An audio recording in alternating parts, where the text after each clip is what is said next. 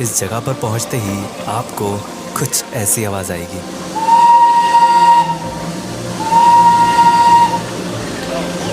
और क्या पता ये ट्रेन आपके साथ साथ ही चलने लगे। कहीं दूर इन पहाड़ों के ऊपर से झांकती इंडिया की सबसे हाईएस्ट पीक भी दिखेगी। और अगर रास्ते में आपको चाय की खुशबू भी आने लगे तो समझ जाइए आप वेस्ट बंगाल की सबसे खूबसूरत जगह दार्जिलिंग में हैं।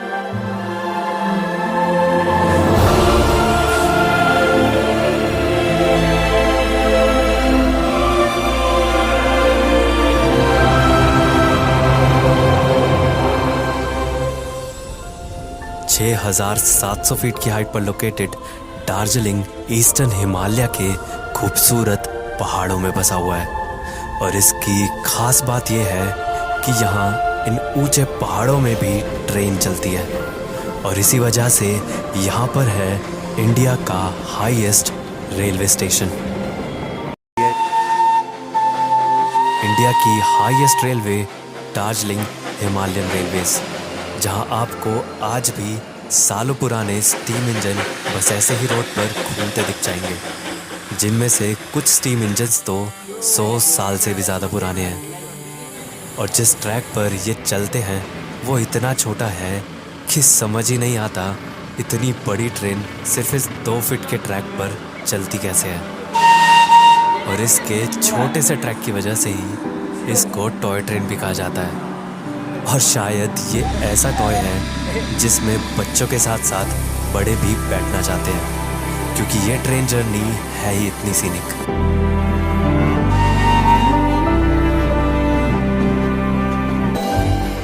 लैंग्वेज भले ही अलग अलग हो, बट दार्जिलिंग में आते ही सबका एक ही मन होता है यहाँ की टॉय ट्रेन में सफ़र करने का। तो चलो अब इस सफ़र को शुरू करते हैं। ट्रेन के चलने से पहले ही इंजन में स्टीम को रेडी कर लिया जाता है।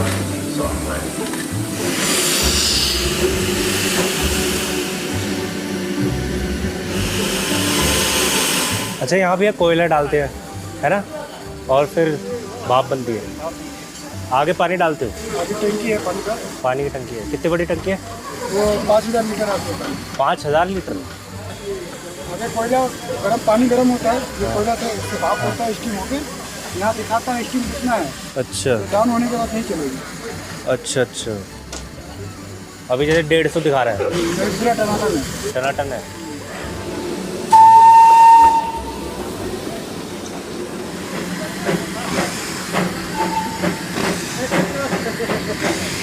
स्टीम इंजन्स भले ही सालों पुराने हों, पर इस ट्रेन में लगे हैं नए विस्टाडोम कोचेस, जिसमें आपको हर साइड से व्यू दिखता है। इस जर्नी में टॉय ट्रेन दार्जिलिंग से घूम स्टेशन की राउंड ट्रिप करती है।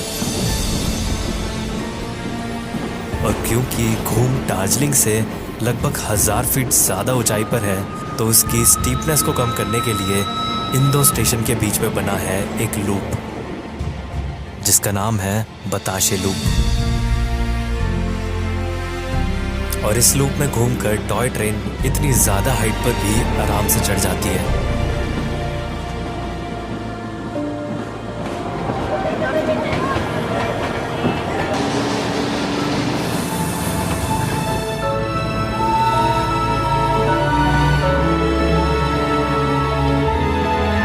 ये टॉय ट्रेन पूरे दार्जिलिंग की गलियों से निकलती है, जिसमें कभी ये किसी घर के पीछे से तो कभी इन मार्केट और बाजार के एकदम करीब से होकर जाती है।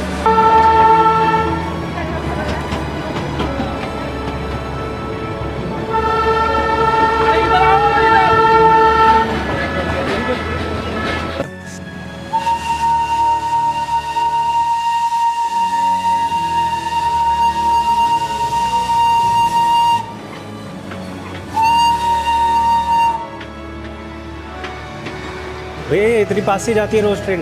आपकी दुकान से इतनी पास से जाती है ट्रेन रोज? कोई दिक्कत नहीं होती?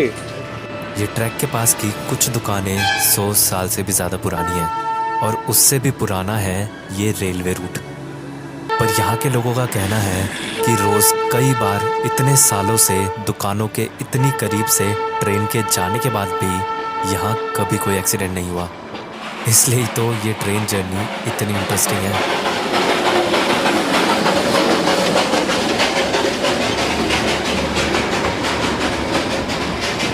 पर अगर आपको लग रहा हो कि इस ट्रेन से पुराना और फेमस तो दार्जिलिंग में कुछ है ही नहीं, तो ऐसा बिल्कुल भी नहीं है। बल्कि एक चीज़ है जिसकी वजह से ही दार्जिलिंग में ये ट्रेन बनाई गई और जो इस 100 साल पुरानी ट्रेन से भी पुरानी है, वो है यहाँ की चाय। ब्रिटिश इंडिया के टाइम पर अंग्रेज़ों ने दार्जिलिंग में टी प्रोड्यूस करनी शुरू करी और यहाँ के इतने अच्छे क्लाइमेट और ऑल्टीट्यूड की वजह से ये चाय बहुत ही अच्छी क्वालिटी की बनी और जल्द ही वर्ल्ड फेमस हो गई। फिर दार्जिलिंग से चाय पूरी दुनिया में पहुँचाने के लिए ये दार्जिलिंग हिमालयन रेलवेज बनाई गई। आज दार्जिलिंग में हर साल 70 लाख किलो चाय उगती है, जो कि इंडिया में उगने वाली चाय का सिर्फ 1% है। पर दार्जिलिंग चाय अपनी क्वांटिटी नहीं बल्कि क्वालिटी की वजह से फेमस है। इसीलिए ही यहाँ की ज़्यादातर चाय आज भी एक्सपोर्ट की जाती है, जिसमें से एक तरह की चाय तो इंडिया की सबसे एक्सपेंसिव चाय में से एक है, दार्जिलिंग सिल्वर टिप्स टी, जिसके 1 किलो की कॉस्ट है 1.5 लाख रुपए।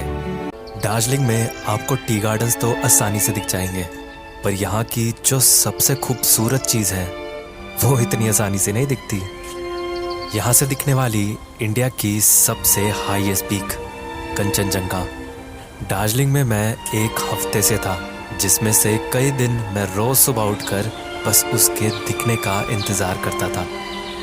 और सिर्फ मौसम का साफ़ होना ही काफ़ी नहीं, बल्कि उस पीक को देखने के लिए बहुत साफ विजिबिलिटी भी चाहिए। और मुझे तो ऐसा लगने लगा था कि वो शायद मुझे दिखेगी ही नहीं। पर एक दिन जब सुबह हुई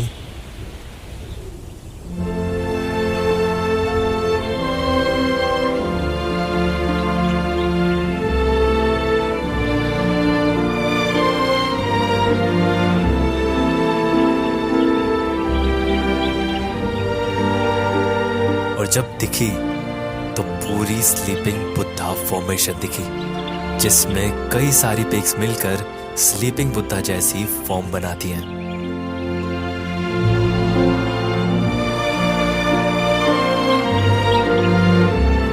जो सच में बेहद खूबसूरत दिख रहा था।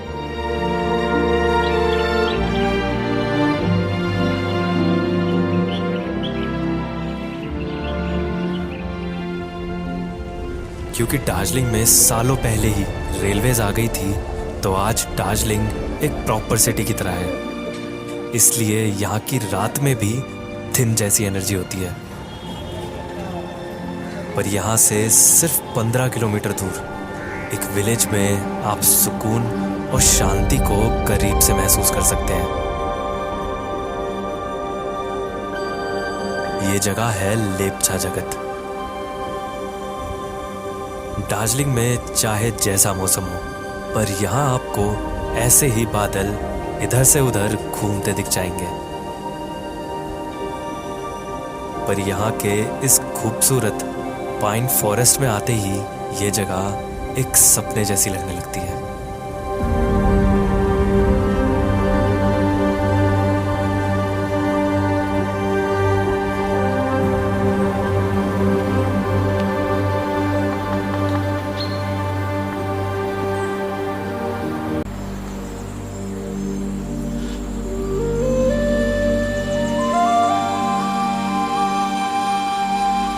कितनी ही ऐसी जगह होती है जहां आपको अपने होने का एहसास होता है। खामोशी ऐसी कि आपको अपनी सांसें तक सुनाई दे। लेपचा जगत का ये फॉरेस्ट ऐसी ही एक जगह थी।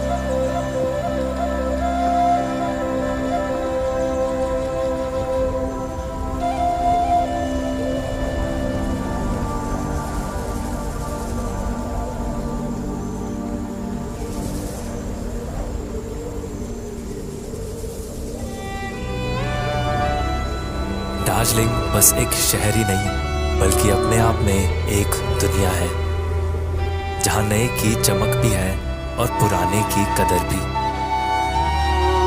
जहाँ चहल पहल भी है और खामोशी भी, जहाँ कुछ किलोमीटर में ही मौसम बदल जाता है। कई रूप, कई रंग, कई भाषा है इसकी। तभी तो दार्जिलिंग बस एक शहर नहीं, बल्कि अपने आप में एक दुनिया है।